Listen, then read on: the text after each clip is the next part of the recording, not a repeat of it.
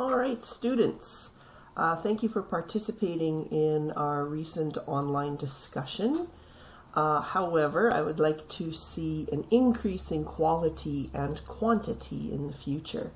So to help you with this, from now on, I'll be using this rubric, and I'll show you an example as well. Both the rubric and the example have been posted for you as an assignment on Microsoft Teams. Okay, so here are the different levels.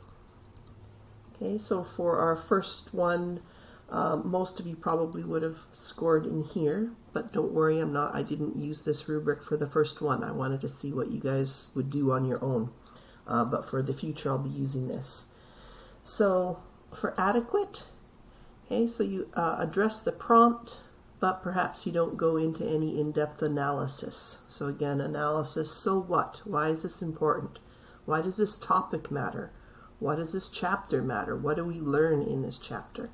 Okay, so you want to answer the prompt for sure, but in order to score higher than adequate, you want to make sure you're really discussing things on a deeper level. Okay, so 8-point scale. Try to be aiming for 4, 6, or 8 in the future rather than the 2. This is my mouse pad from Greece. Alright, so for Animal Farm, I'm using this example for both grade 10 and 11 because my grade 11 students, most of you will have read this book.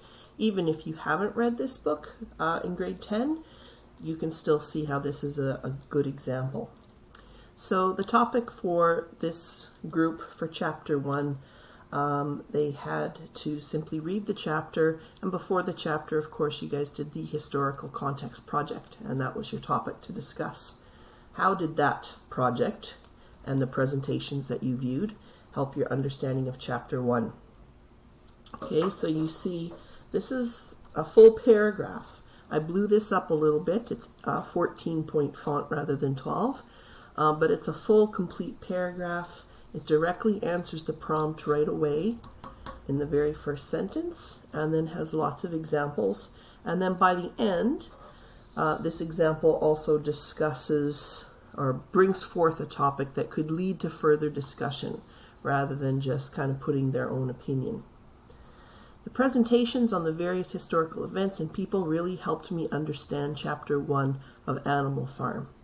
Instead of just reading the chapter and thinking, what is going on? Why am I reading a story where animals can talk? I understood that the animals represented real people and real social classes in Russian society before and during the Russian Revolution. Okay, so here where this example really clearly gives specific answers to this. And the example talks specifically about history as well as characters in the text. Okay, who does Mr. Jones represent? Okay, and again, like the real Tsar Nicholas, the idea that the Tsar, just like Mr. Jones, was controlling the animals' lives, and they work and die for his profit and his benefit. Okay, and then the connection again to the presentations. Okay, so you had several presentations that dealt with that idea that the Russian people were very dissatisfied with the Tsar, dissatisfied to put it mildly, and there were lots of things that were going on at the time that led people to really rise up and revolt.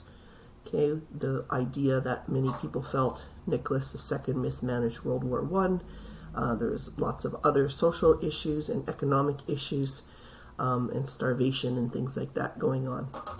Okay, so then again, another connection that the example makes. Old Major, kind of the idea guy, just like Vladimir Lenin was kind of the idea guy at the beginning of the Russian Revolution, and the idea that they both make these speeches, okay, and organized people to rebel against the Tsar.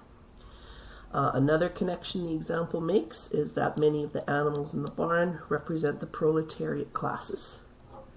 Okay, so see clearly how this example really is very specific. Okay, specific connections to history, specific connections to the text.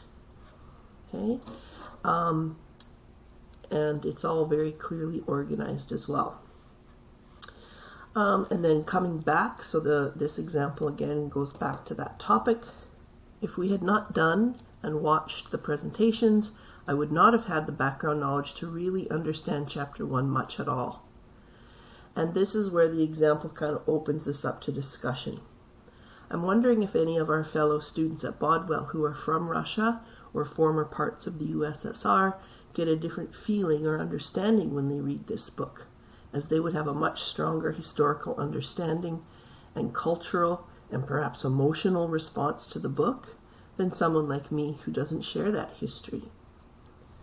Okay, so that would definitely score an 8. It's detailed, it's precise, it doesn't get off topic, and it kind of opens up a discussion. So keep that in mind for future online discussions. It's meant to be an exchange of ideas and not just simple I agree or a 1 or 2 sentence response.